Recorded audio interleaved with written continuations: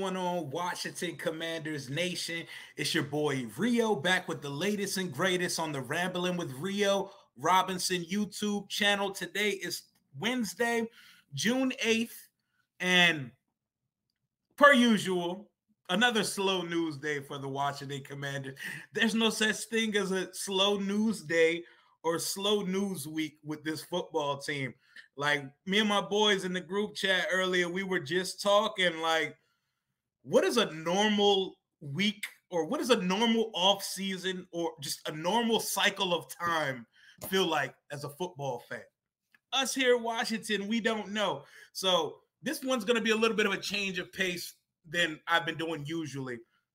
We're going to give you a full normal podcast style episode today where I'm just going to ramble on about everything on my mind about the current state of the Washington Commanders. And we have a lot going on today. Before we get to it, this episode and all episodes are brought to you by Washington on the Daily on Instagram, at WSH on the Daily on Instagram. Make sure you give my guys a follow for all breaking news and everything Washington Commanders, and they put a great spotlight on fans worldwide on Instagram at WSH on the Daily. And if you're going to bet, do it smart and do it with BetUS Sportsbook and Casino using my unique link in the description below and code JOIN125 when you get your Calvin Ridley Parlay Poppy on. And I want to give a shout out to the Hog Farmers for this beautiful hoodie and for doing everything they do in the community for families with families and children of pediatric cancer. They do God's work. Amazing guys, Chris, Joe, Keith, JP, Corey, all those guys, man. Amazing dudes, and they put on for this fan base, and they do so much more than represent a football team, man. They stand up for something beautiful, and shout out to the Hog Farmers again. But today, I was planning on coming in here and just only talking about Carson Wentz Revenge Tour that he has coming on for this season. We got a full Carson Revenge Tour, 4 games. I know you're probably thinking, you mean 3, 2 versus the Eagles and 1 versus the Colts. It's 4. It's 4 in the Carson Wentz Revenge Tour, but we're going to get to that in a second because our stupid-ass defensive coordinator is making waves per usual with his nonsensical Twitter fingers. Like, I would have thought Jack got the hint last year when he was posting and wilding on social media, and he had a little euphoric moment a couple of weeks ago with the whole Bite D's thing. That was funny. That was one of the few positive moments he's had on Twitter, but this is another level of Jack wilding, and I don't like to spend too much time on politics, so the political aspect of it, I'm barely going to touch on it. We're just going to talk about the difference between a coach tweeting something and a player tweeting something, because we know if a player came out and pretty much defended the insurrection that took place at the Capitol on January 6th and called it a dust up and doubled down on it in a press conference, there will be consequences. Great point Bomani Jones made today. Cam Newton was suspended and benched for a half of football while in Carolina by our coach, Riverboat Ron Rivera, for not having a tie on the fucking plane. So Jack, this is like his 7th, 8th, 9th offense of tweeting some wild shit that he had to go back and apologize for and keep our name in a bad light. And I know those of you going to say, oh, freedom of speech, he should say whatever he wants to. Well, when that shit starts to affect, like, there are players on the team that you're coaching, players whose cultures that you're pretty much shitting on by the things that you're saying on social media. Anything you have to walk back and apologize, it's not good for business, bro. Listen, Jeremy McPike, Senator of Virginia, had a meeting with Jason Wright tomorrow to discuss the stadium. And he saw Jack Del Rio's dumbass presser today and was like, that just sealed the deal to cast my vote as no. I think what's burning down today is the stadium bill, and now it's looking very unlikely. And Virginia's been the most aggressive player in the stadium conversation. He doesn't even think they will vote again to give the Commanders money before the season ends anymore. So people can push this to the side. Oh, it's just freedom of speech. It's just some tweets. Listen, it's more than tweets. There are players he has to coach. There are coaches he has to share the locker room with. And now he's fucking up the money in the stadium deal with this bullshit. It's already enough that we have the dumbest fucking owner in professional sports, but we have a defensive coordinator who does his best Tommy Lauren impersonation as much as possible when his Twitter fingers get going, and he needs to be held accountable for this shit, whether you like it or not, because a player would fucking be held accountable for it. So let's keep that same energy. Brian Mitchell on the B. Mitch and Finley show today, he went the fuck off on Del Rio and Ron. This is his quote per se. Listen, I see a lot of stuff going on with this team right now, and this is where I'm about to go the hell off. I get sick of it. We have a coach who we sit up here and try to put on a pedestal as this disciplinarian, and he got a defensive coordinator who constantly pokes the goddamn bear. Okay? You got an undisciplined D coordinator, but you want your football team to be disciplined, and I'm supposed to give a damn about somebody out there in practice, t-shirt and pants because they had a collision? We're going to get to that later in the episode. I'm supposed to care about that stuff. The hell with that. I care about Ron getting his damn D coordinator in check before someone beats his ass up. That's what I care about. I care about somebody stopping this man from constantly poking his little racial bear with what he's doing. That's what I care about. I don't care how livid he is. He should be livid about the man who's sitting here constantly going against what he presents himself as.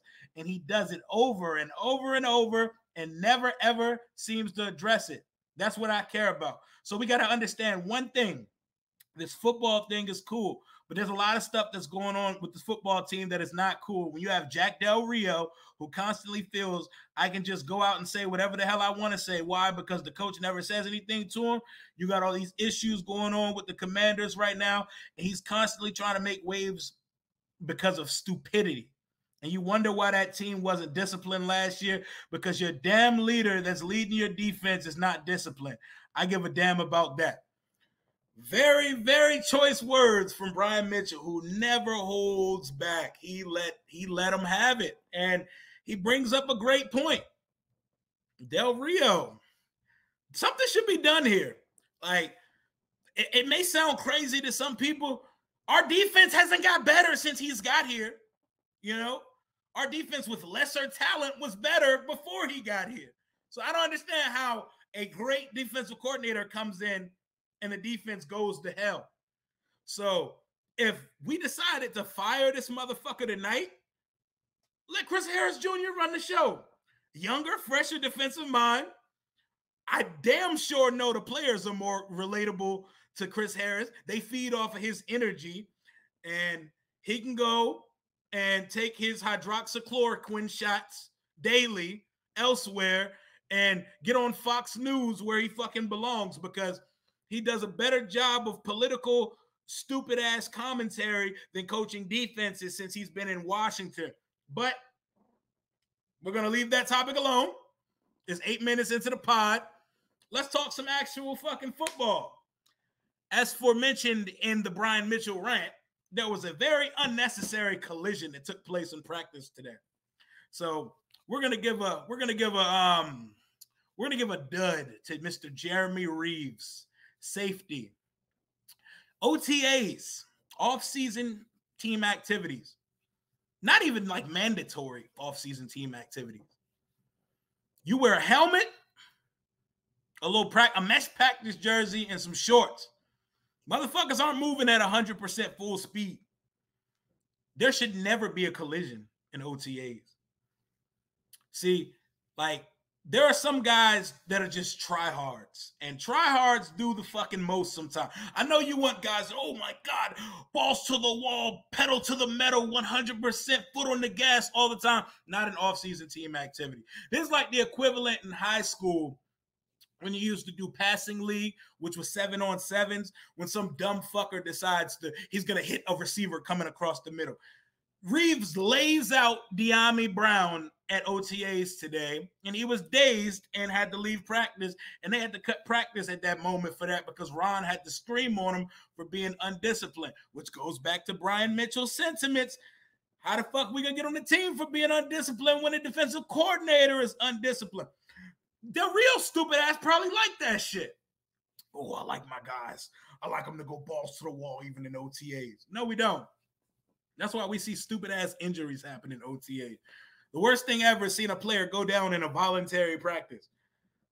Jeremy Reeves, do better, bro. Do better. Put that type of energy on the field in training camp, and when the preseason games start and you will actually be a factor in the rotation and on the final 53. Don't do that shit in OTAs, man. There ain't no room for that. There's no room for it at all. Come on, man.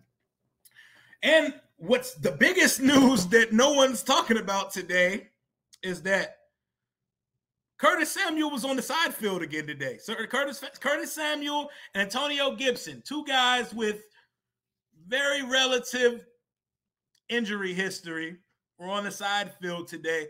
And that just got swept under the rug because of all this Jack Del Rio bullshit. And our quarterback spoke to the media today. Our quarterback hasn't spoke to the media since the week he arrived via trade from Indianapolis. He spoke to the media and he had a lot of things to say, specifically about the wide receiver position. But none of that even got spoken about, really, because everybody's talking about Jack.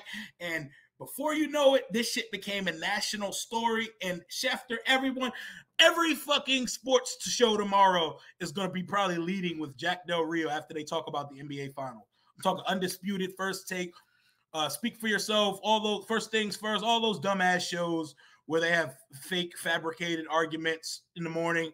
They're all going to be talking about Jack Del Rio. Like, we need any more negative light going towards the team. Like the Virginia senator said, like, do we really want to shelter this team with so much polarizing and negative attention incessantly surrounding it? There's like a continuous cloud going around it. But let's go. We're off the stadium and shit. Should we be concerned that Curtis Samuel and Gibson had a rest day today? We shouldn't. But when all we know of his time in Washington with 10, Curtis Samuel, when all we know is him being on the side field and missing games here, if you are concerned, I don't blame you. I don't blame.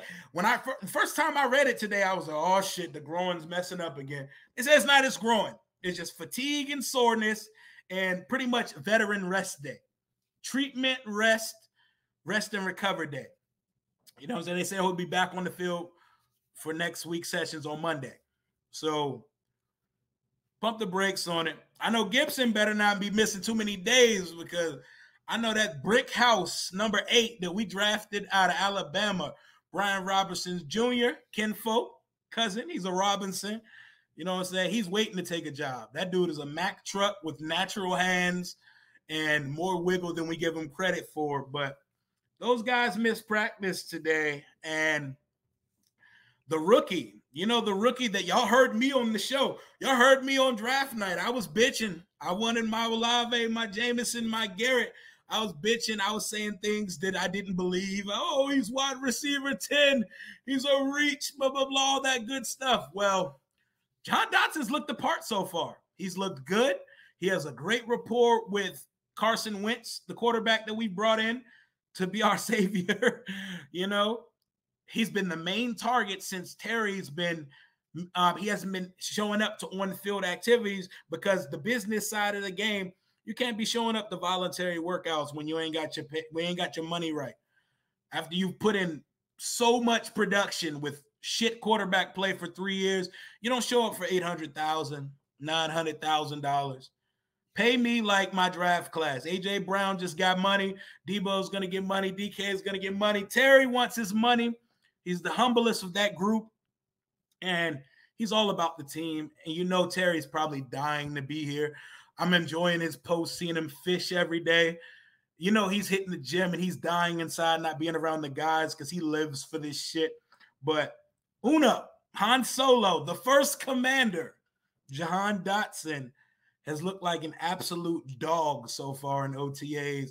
I seen it up close last week at OTA. I still see that bomb, that 65-yard bomb right in his hands from Wentz. It just replays in my mind every day.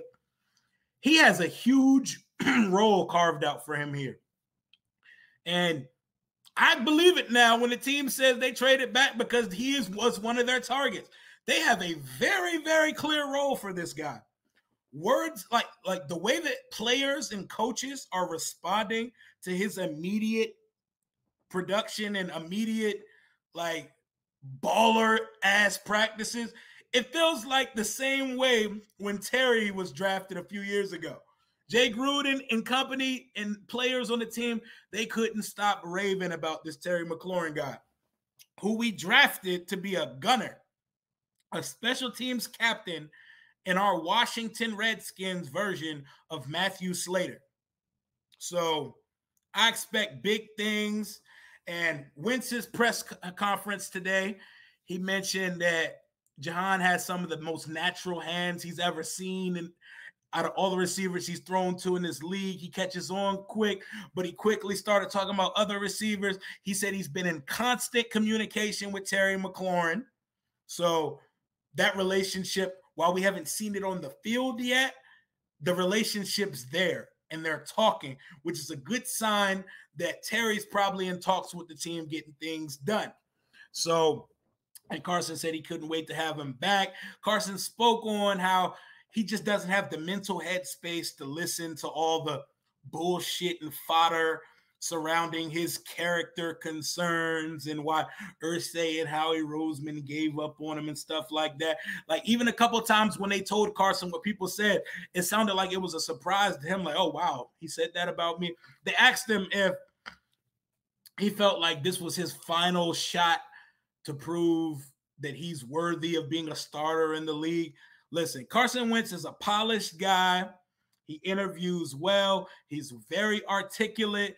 He's intelligent, and you can already tell that playbook is already in his head. He's already locked in, and he's ready to go. The Carson Wentz Revenge Tour is on its way. I promise you. I promise you it's on its way. This is the best situation Carson has been in years. When we get Terry back, we have a wide receiving core of Terry, Dotson, Curtis Samuel, knock on wood. Hopefully, he told me and Jalen from Bleeding B&G at OTAs, he's about to turn shit up this year.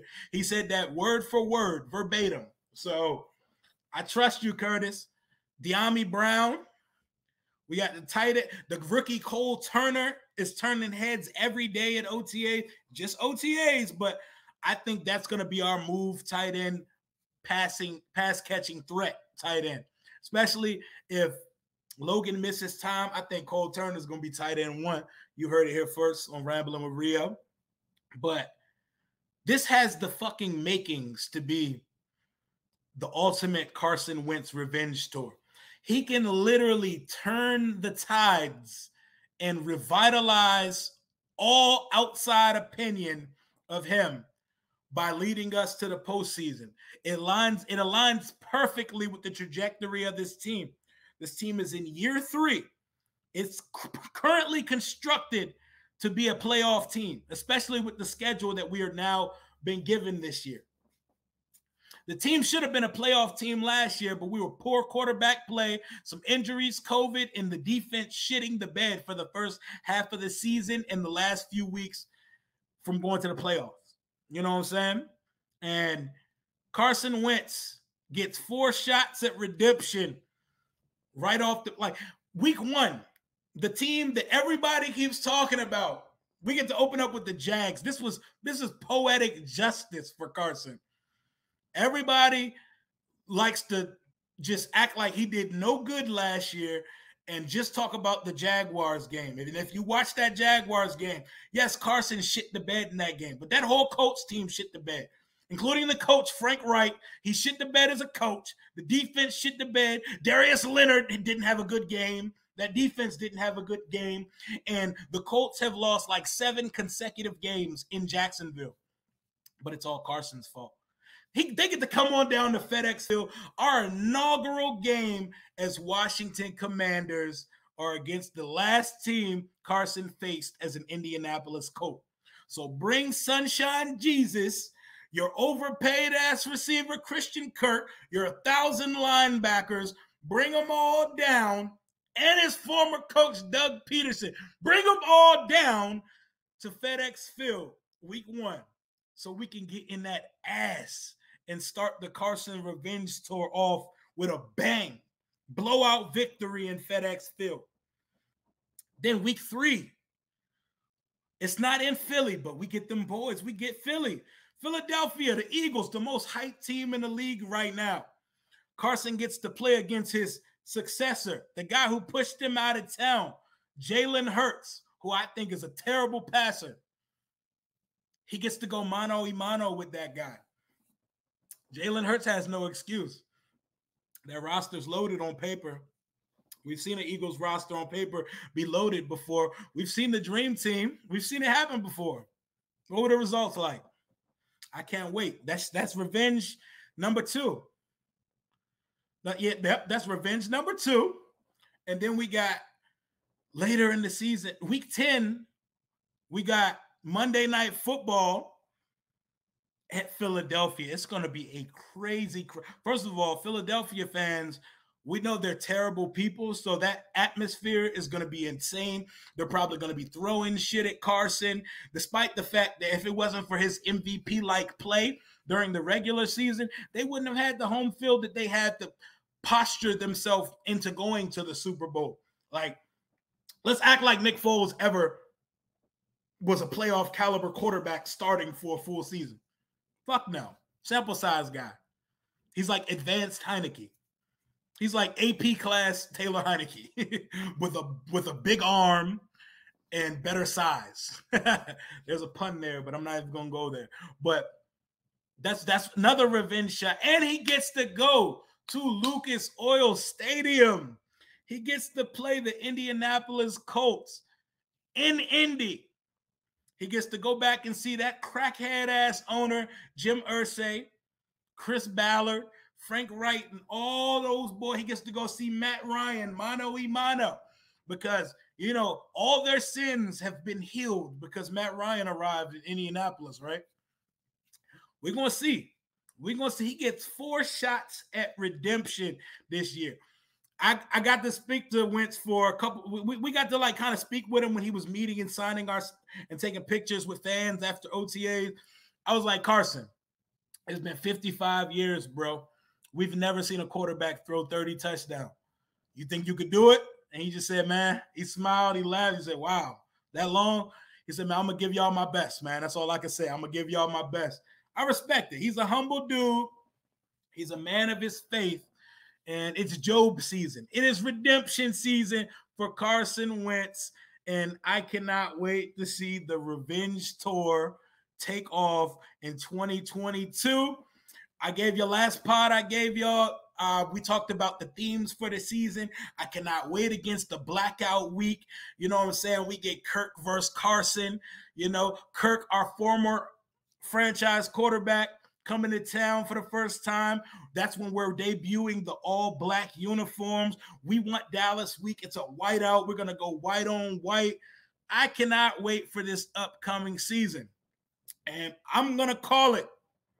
I'm going to call it. Everybody timestamp it, record it, make a fucking mockery of me if I'm wrong.